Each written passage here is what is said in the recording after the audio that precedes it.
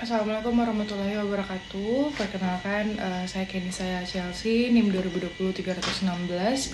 Dari kelompok 3 akan mempresentasikan hasil kerja kelompok kami, yang dalam hal ini akan membawakan pengertian dan hakikat pengambilan keputusan. Mata kuliah kepemimpinan dan pengambilan keputusan.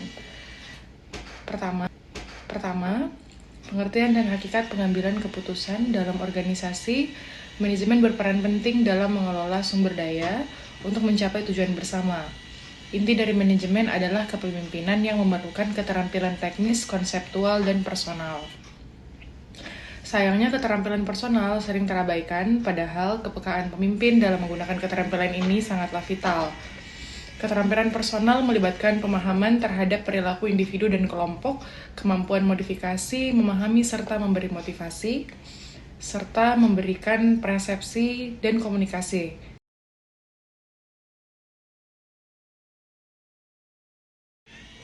Relasi antar konsep kepemimpinan, kekuasaan politik, genealogi konflik dan negosiasi, serta kemampuan membangun budaya organisasi yang ideal. Semua ini berkontribusi pada efektivitas kegiatan manajerial dan kinerja organisasi secara keseluruhan. Selanjutnya, pengertian pengambilan keputusan. Pengambilan keputusan adalah pendekatan sistematis terhadap masalah yang melibatkan pengumpulan fakta, penentuan alternatif, dan pengambilan tindakan paling tepat berdasarkan perhitungan yang matang. Pengertian di atas menunjukkan ada 5 hal yang perlu diperhatikan sebagai berikut. Yang pertama, dalam pengambilan keputusan tidak ada kebetulan. Pengambilan keputusan tidak boleh sembrono. Untuk memecahkan masalah dengan baik, hakikatnya masalah harus diketahui secara jelas. Pemecahan masalah harus didasarkan pada fakta yang terkumpul dan diolah dengan baik. Keputusan baik berasal dari pemilihan alternatif yang telah dianalisis dengan matang. Secara umum, pengambilan keputusan adalah upaya untuk menyelesaikan masalah dengan memilih alternatif solusi yang ada. Selanjutnya, tujuan pengambilan keputusan yang dalam hal ini dibedakan atas 2, yaitu tujuan bersifat tunggal, adalah tujuan pengambilan keputusan yang bersifat tunggal dan terjadi apabila yang dihasilkan hanya menyangkut satu masalah yang dalam hal ini sekali diputuskan tidak akan ada kaitannya dengan masalah yang lain. Selanjutnya, tujuan bersifat ganda, yaitu tujuan pengambilan keputusan yang bersifat ganda terjadi apabila keputusan yang dihasilkan itu menyangkut lebih dari satu masalah, yang artinya satu keputusan yang diambil memecahkan 2 masalah atau lebih yang bersifat kontradiktif atau tidak kontradiktif.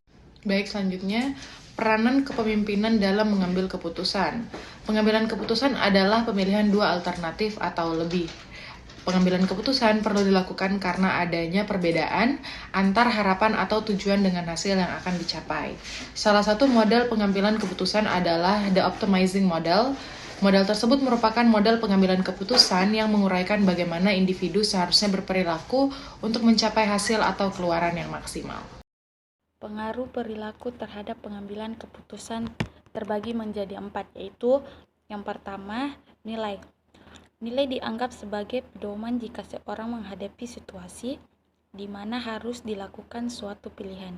Yang kedua yaitu kepribadian. Aspek kepribadian meliputi sikap, kepercayaan, dan kebutuhan individu. Yang ketiga, kecenderungan mengambil resiko. Ada yang berani dalam mengambil risiko, ada yang di tengah-tengah, dan ada yang penuh pertimbangan kurang ambil risiko. Dan yang terakhir yaitu disonansi kognitif. Adanya rasa cemas pada pengambilan keputusan terhadap akibat dari keputusan yang diambilnya. Selanjutnya yaitu tahapan pengambilan keputusan.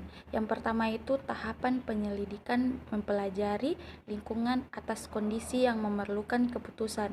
Data mentah yang diperoleh, diolah dan diuji untuk dijadikan petunjuk yang dapat mengidentifikasi persoalan. Yang kedua yaitu tahap perencanaan, mendaftar, mengembangkan, dan menganalisis arah tindakan yang mungkin.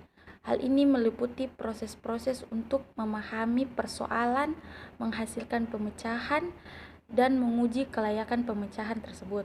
Dan yang ketiga yaitu tahap pemulihan. Tahap pemulihan itu memilih arah dari arah tindakan tertentu dari semua yang ada. Pilihan ditentukan dan dilaksanakan. Berikut faktor-faktor yang mempengaruhi dalam mengambil keputusan. Yang pertama itu fisik. didasarkan pada rasa yang dialami pada tubuh, seperti rasa tidak nyaman atau kenikmatan. Ada kecenderungan menghindari tingkah laku yang menimbulkan rasa tidak asing. Sebaliknya, memilih tingkah laku yang memberikan kesenangan. Yang kedua yaitu emosional. Emosional didasarkan pada perasaan atau sikap. Orang akan bereaksi pada suatu situasi secara subjektif. Yang ketiga yaitu rasional. Rasional didasarkan pada pengetahuan orang-orang mendapatkan informasi, memahami situasi, dan berbagai konsekuensinya. Yang keempat, praktikal. Praktikal didasarkan pada keterampilan individual dan kemampuan melaksanakan. Seseorang akan menilai potensial diri dan kepercayaan dirinya melalui kemampuan dalam bertindak. Yang kelima, interpersonal didasarkan pada pengaruh jaringan sosial yang ada. Hubungan antar satu orang ke orang lain dapat mempengaruhi tindakan individual. Yang keenam yaitu struktural. Struktural didasarkan pada lingkup sosial, ekonomi, dan politik. Lingkungan mungkin memberikan hasil yang mendukung atau mengkritik suatu tingkah laku tertentu. Baik, materi selanjutnya, hakikat pengambilan keputusan. Yang pertama, Perro 1968, pengambilan keputusan merupakan sentral manajemen. Yang kedua, Gore, pengambilan keputusan kunci dari kepemimpinan. Siagian, pengambilan keputusan ini inti kepemimpinan. More, pengambilan keputusan sebagai suatu karakteristik yang fundamental. Yang kelima, Mitchell, pengambilan keputusan adalah jantung kegiatan administrasi. Robbins, pengambilan keputusan merupakan suatu saat yang kritis bagi tindakan administrasi. Hoy dan Mike, pengambilan keputusan itu merupakan pertanggungjawaban untuk dan dari semua administrasi melalui suatu proses tempat keputusan-keputusan dibuat dan dilaksanakan. Yang kesembilan, Robin, pengambilan keputusan terjadi semua di bidang dan tingkat kegiatan serta pemikiran manusia. Selanjutnya, posisi pengambilan kebijakan. Posisi pengambilan kebijakan sangat penting dan sangat menentukan keberhasilan suatu organisasi, karena sebuah keputusan yang diambil akan mempengaruhi seluruh komponen organisasi. Pengambilan keputusan merupakan tindak manajemen dalam pemilihan alternatif untuk mencapai sasaran. Posisi dan kedudukan.